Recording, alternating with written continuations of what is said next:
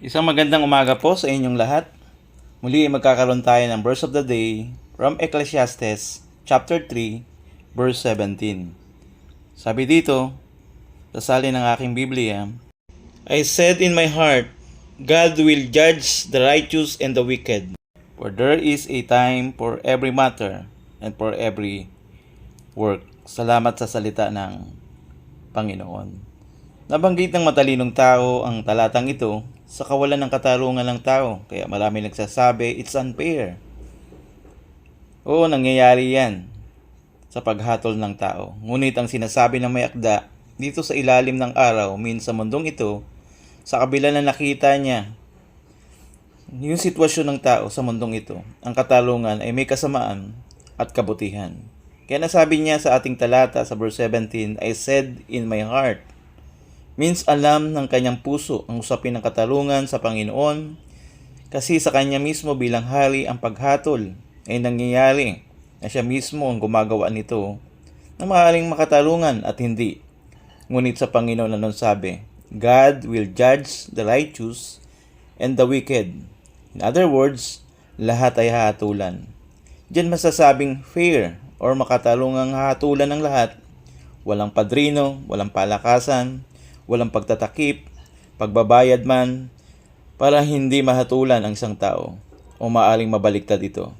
Kundi lahat, both righteous and wicked, na kung ano ang angkop na hustisya ay siyang mangyayari. All will be judged. Kaya tiyak, ang masama ay hindi ko konsintihin ng Diyos, kundi dadanasin niya ang parusa sa walang hanggang kaparusahan sa pagdating ng panahon. Subalit ang matuwid ay bibigyan ng eternal life o buhay na walang hanggan na kasama ang Diyos. Kaya parehas lang.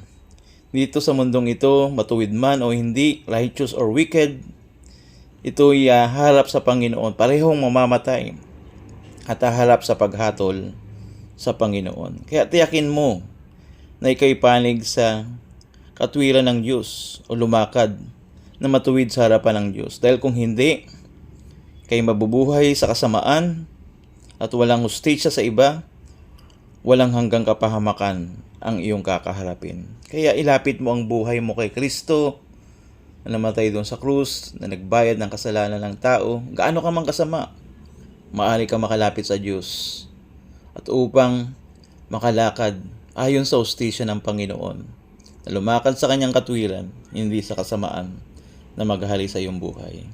Nawa ito'y mangyari at panalangin ko ng kahabagan ng Panginoon ang siya mangyari sa iyong buhay. Kaya lumakad ka ayon sa katwiran ng Panginoon. Kasi ang sabi doon sa huling bahagi, a time for every matter and for every work.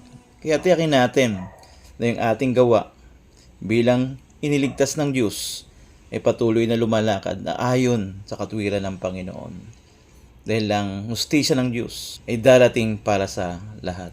Nawa po, meron po tayong natutunan sa ating verse of the day from Ecclesiastes chapter 3, verse 17. Pagpalain tayo ng salita ng Diyos. God bless you po.